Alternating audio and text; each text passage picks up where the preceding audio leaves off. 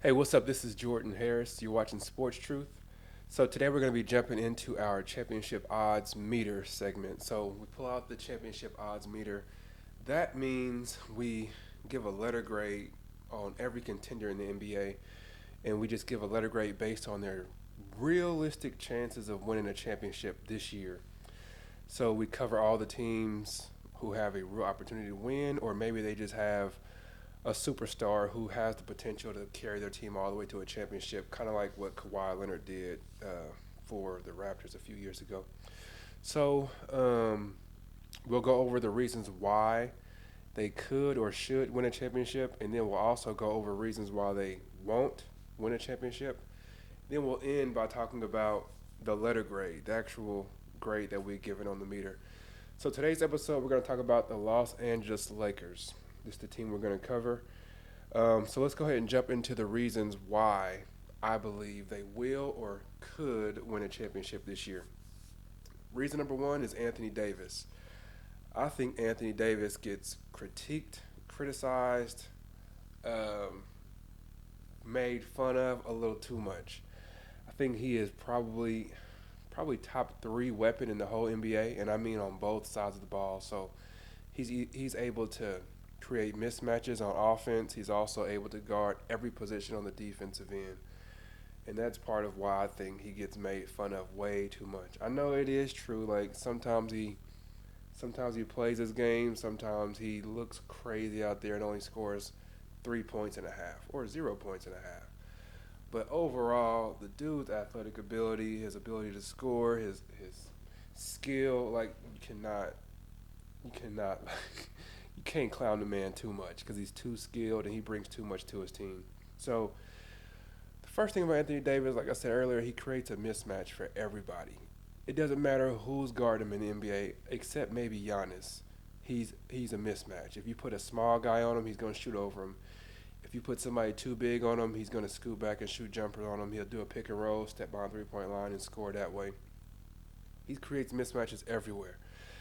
Whenever I realized like his actual dominance, I looked at this is like when they won the bubble championship. I was going through their stats, and I was arguing with somebody who kept telling me that LeBron was the best player on the Lakers team.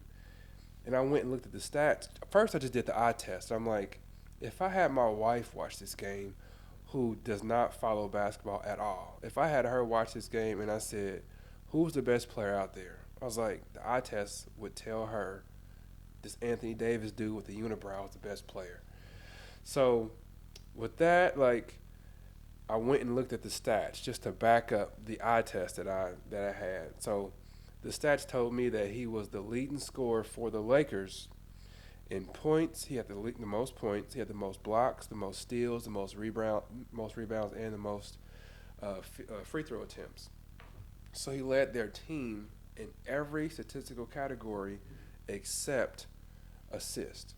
So again, he led the team in points, blocks, steals, rebounds, and free throw attempts. So he did a lot for those Lakers that ended up giving LeBron all of the credit, which honestly gets on my nerves, drives me crazy. And if you wondered about my personal feelings about Anthony Davis, I think that he is extremely talented, but he annoys me a lot, just to be honest with you.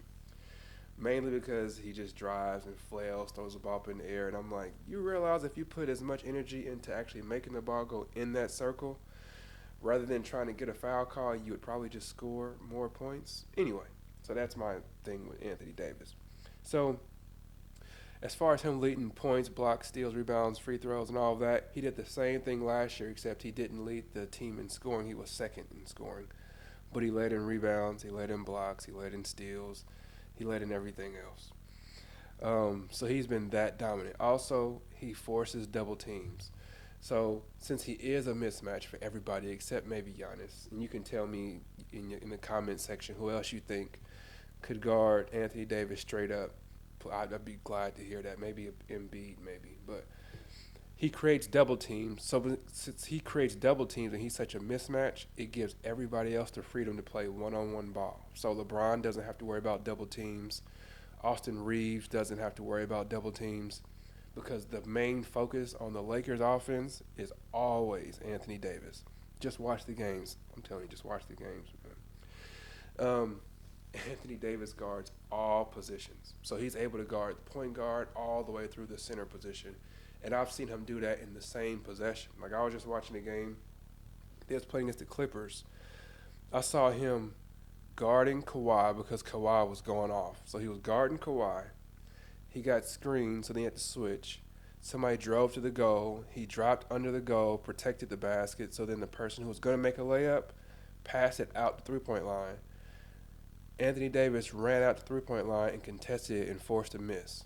So he guarded their best player, switched, protected the rim in the paint, and then got back out in time to cover a three-point shot.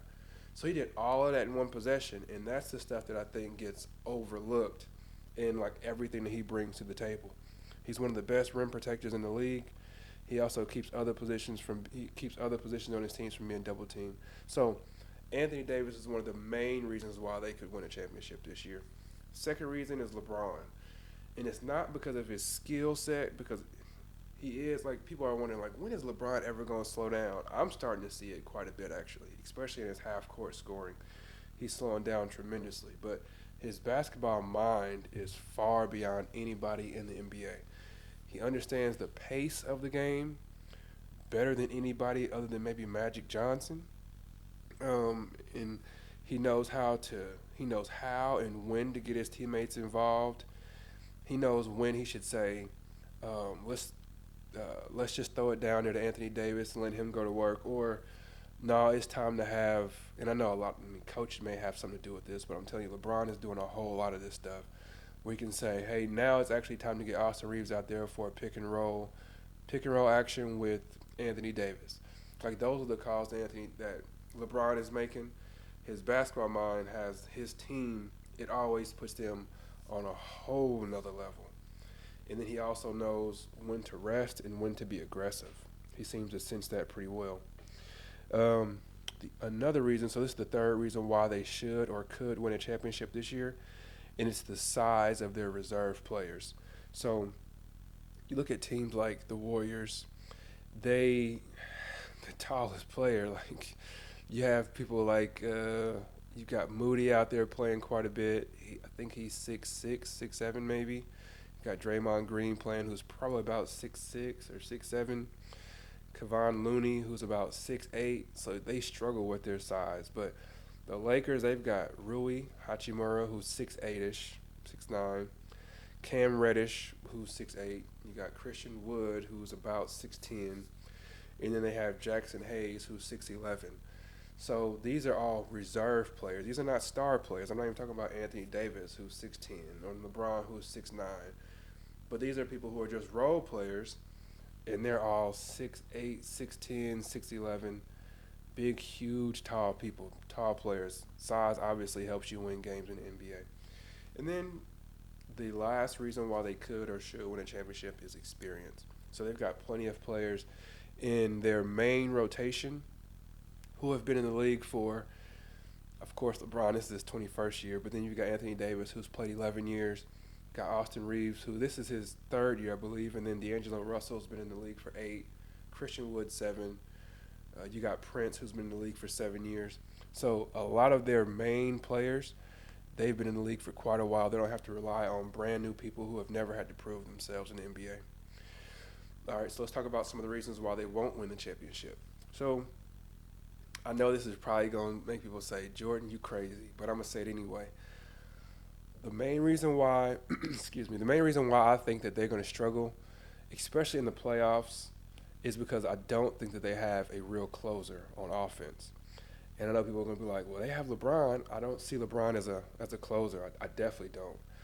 And LeBron doesn't even see himself, LeBron doesn't even see himself as a closer anymore. Their main closer now is Austin Reeves. So if you watch, like they just played the game against the Clippers. So if you watch the possessions towards the end of the game, and this is the same thing that happened in the playoffs last year, they give the ball to Austin Reeves, and they either do an isolation for him or they do a pick and roll with him and Anthony Davis. LeBron typically stands in the corner or at the elbow three-point line. He just stands out the way and lets them do their work. So they are the first. So the first option is Austin Reeves going on the screen, trying to get fouled as he does, which also annoys me. If he can't score, then he's going to pass to Anthony Davis on the screen and roll. If that's not available, then they'll pass to LeBron, who's standing on the wing, and then he'll do something in the last 4 or 5 seconds. But LeBron is the third option in the closing moments. So if you're relying on Austin Reeves as your closer in the playoffs, I don't think that he's going to be getting the whistles that he's begging for right now in the regular season. I don't think they'll give him those whistles in the playoffs. So I think that's going to hurt them quite a bit. Also, LeBron scoring. Um, LeBron scoring, he needs to score probably 26 to 28 points a game in the playoffs to be able for them to win the whole thing. And he is so fast break reliant now. I don't think that he'll be able to average that 26 points or 28 points in an efficient manner. Right now, if you watch his games, anytime the opposing team misses a shot, you'll see LeBron getting out on the wing, clapping, running real hard because he knows to be able to get 25, 26 points, he's going to have to be able to get 10 to 12 points in transition, whether it's layup, dunks, alley-oops, all that kind of stuff, or he's going to have to get fouled and get some free throws. But he's got to get 10 to 12 points in fast breaks. He knows this too. You can just watch his games and see it. 10 to 12 points in fast breaks / free throws for him to be able to score 25 to 26 points consistently. I don't think he's going to be able to do that in the playoffs. The good teams like the Bucks, the good teams like the Nuggets in the West, they're not going to allow him to do that. They'll put a big body in front of him, and then they're going to put a wall around him as well, and they'll force other players on their team to make shots. So I don't see him being able to score that 26 to 28 points that he's going to need to score every game in the playoffs. So let's talk about the championship odds meter. All right. So the way that this works is an A plus is like the 2018 Warriors that had Kevin Durant, Steph Curry, Klay Thompson. That's an A plus. Okay. An F is like the 2012 Charlotte Bobcats. They won, I think, 7 games all year. They were horrible. I think they started off like 2-2, and then like they lost like almost every game after that. So an F, Charlotte Bobcats 2012. A plus would be the 2018 Warriors. For the Lakers, I would give them a solid B. The reason why I give them that solid B is because they do have experience. They do have star players. They do have a pretty good defense with Anthony Davis in the back. They've got a really good floor general in LeBron James. But then you're going to have to rely on people like D'Angelo Russell to make key stops, even though he got picked on last year. You're going to have to rely on people like Austin Reeves to get key stops, even though he got picked on in the playoffs last year. And he got picked on in the FIBA World Championships this year. So you're going to have to rely on those folks. And then you're going to also have to rely on people like Christian Wood, who has proven to be an iffy teammate. I don't want to call him a bad teammate, but an iffy teammate who doesn't play much defense, doesn't care to, and then has a tendency to jack up some crazy shots from time to time. So yeah, I would give them a solid B, not a B plus, not a B minus, a solid B to be able to win a championship here. Leaning towards a B minus, but I would say a B.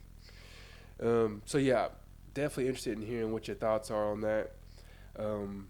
We are looking to get 1,000 subscribers here between now, which is early November, November 2nd, and we're working to get 1,000 subscribers by the end of the year. So please do subscribe to the channel. Also tell a friend or two that'll help us grow as well. As always, I appreciate your time. God bless. Take care. Peace.